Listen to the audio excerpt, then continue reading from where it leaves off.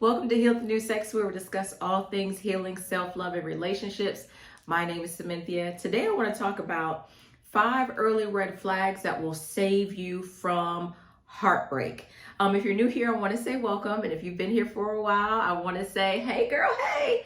But these 5 red flags are going to help you to navigate this dating jungle. I know people be like, there's pee in the dating pool and all of those things. But what I really think it is that dating culture has changed and you need to be more cognizant of the red flags when you're dating, okay? If you see me looking down, it's because I have some notes. But I want to emphasize the importance of identifying red flags so that you can avoid heartbreak, okay? We're not out here wasting time. We're dating, we're gathering data. If we like what we see, not just physically, but in our interactions, we move it forward. If not, we cutting it loose, okay? So first, red flag. And I'm going to say these are red flags within the first 90 days.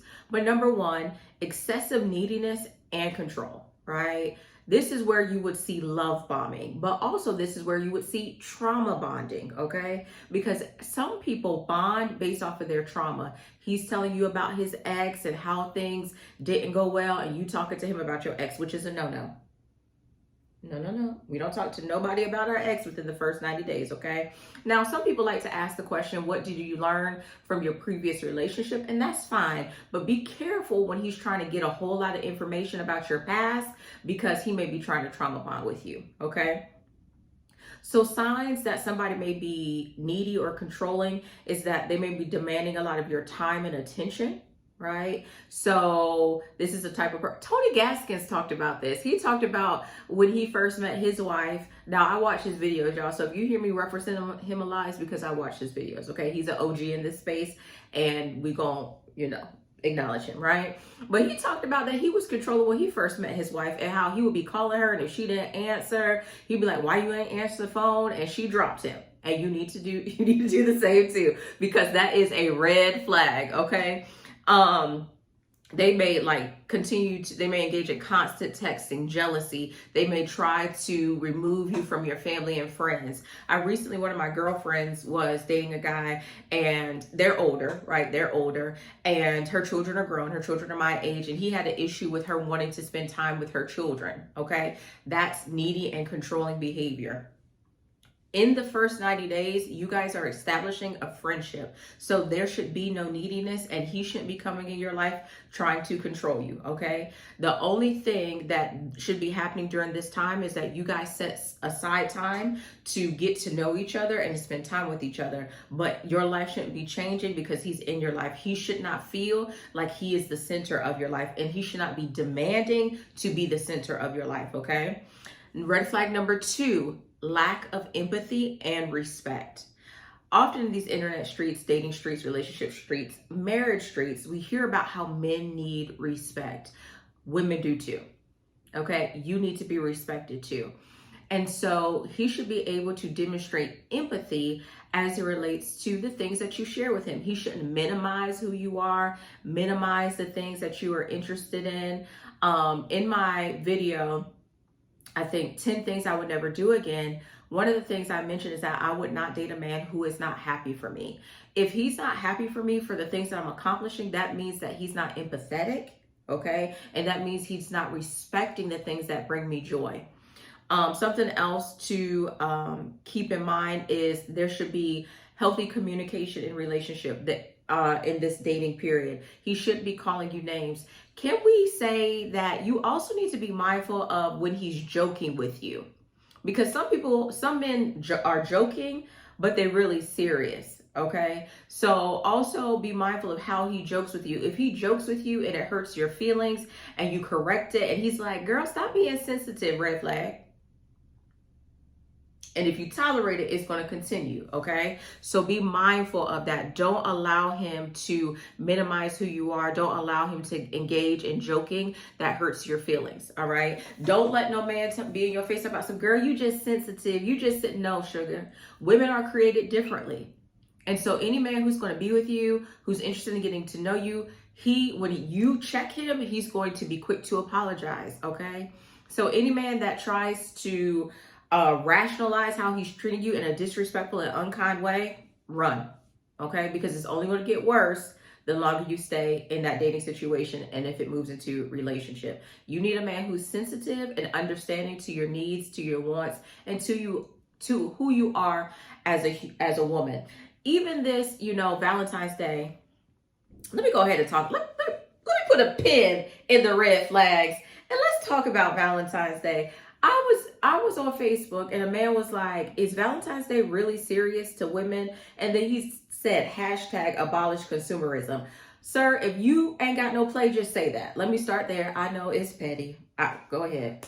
It's petty. But any man that minimizes anything that brings you joy is not your man.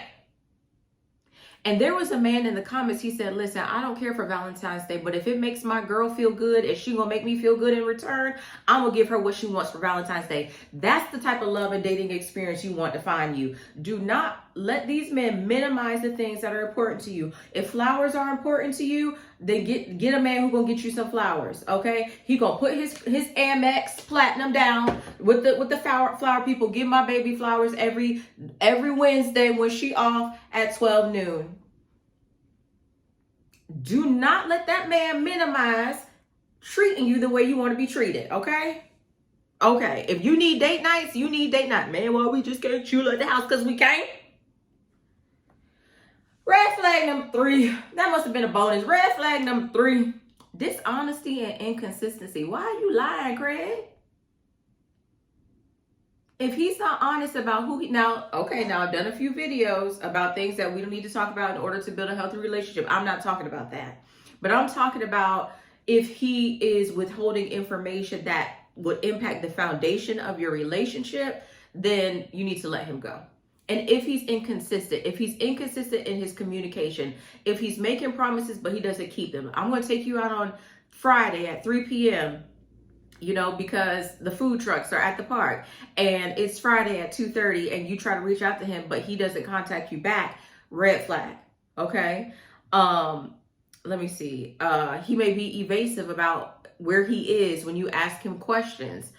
So you said you went to lunch with your friends. How was it? Oh, it was cool. It was cool. So where'd y'all go to lunch? Oh, we just went to this little spot. What's the name of the spot? Like, you want a man that's with you that's going to be transparent. Girl, I went to lunch I went to lunch at Snap Finger Time with the boys. Now, Michael got a sensitive stomach. Why he wanted to go there, I don't know. So he got the bubble guts and we had to leave up out of there. But it was funny. Something like that. Okay. And number four, having unrealistic expectations. Okay. And we see this with the pop the balloon culture. We see this with the pop the balloon. Oh, I was watching one yesterday. It was like, the guy was like, oh, she had something on her knee, so I didn't like her. And she was like, well, actually this happened because I fell. Like this very superficial dating and having unrealistic expectations for each other. Because women, sometimes we can have unrealistic expectations too. But having these unrealistic expectations is a red flag. And this could be identified by you ask him, and I don't like these questions, okay? Don't ask a man what his type is. Because if you find out you're not his type, then you're going to be upset. Now, I told you, I did 2 videos, how your type is keeping you single, and also about why attraction is not the main thing of importance. This man may have had a type, and his type may have broken his heart, dragged him through the mud. So he said, you know what? I'm not going to date that type of woman anymore. I'm going to explore other options, okay? So don't ask a man his type. But sometimes men are superficial and they'll say things like, oh, I like a woman that wears makeup. Do you wear makeup all the time? Or let me see you without your makeup on. That could be superficial. That could be an unrealistic expectation, okay? And you may say, Cynthia, why? You have to be careful of somebody who comes in your life and immediately tries to change you and mold you into something you're not. I am not a size 2. I don't even desire to be a size 2, okay? I feel like if I was a size 2, I would be around here looking like a bobblehead. I am a curvy woman. And if he comes to me and he's like, well, I really like thin women, then I'm not his girl. But I'm not going to try to force myself into that box. And what he shouldn't do is try to put that on me, okay? All right. You need to trust your instincts. When you feel like a man is trying to shape you into something that you're not, trust yourself, Okay? Trust that, okay, this is not the relationship for me. This is not the space for me, and that's okay. All right. So number 5, the 5th red flag, and I heard Kirk Franklin actually talking about this on a podcast. He said many men practice monogamy only when they get married. Prior to then, they're not monogamous. So the 5th red flag is that he is one of the lover boy types. He has never practiced monogamy for a long period of time. Okay. And this is a red flag because he's going to be practicing on you.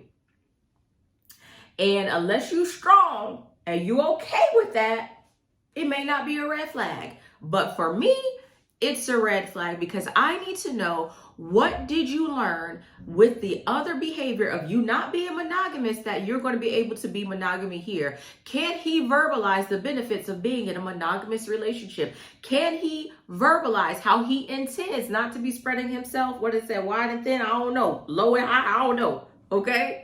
I personally don't want to be the first woman that he practices monogamy with. I personally don't.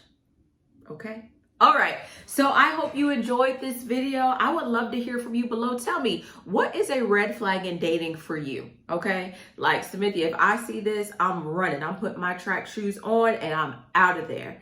But I also want to encourage you to trust yourself. Sometimes as women, we can give men the benefit of the doubt. I want you to stop that. Stop giving him the benefit of the doubt and trust your gut. Trust what your intuition is telling you. Trust what your discernment is telling you. She has never steered you wrong. If you listen to her, she has never steered you wrong, right? This is Heal the New Sexy. My name is Cynthia. Talk to you later.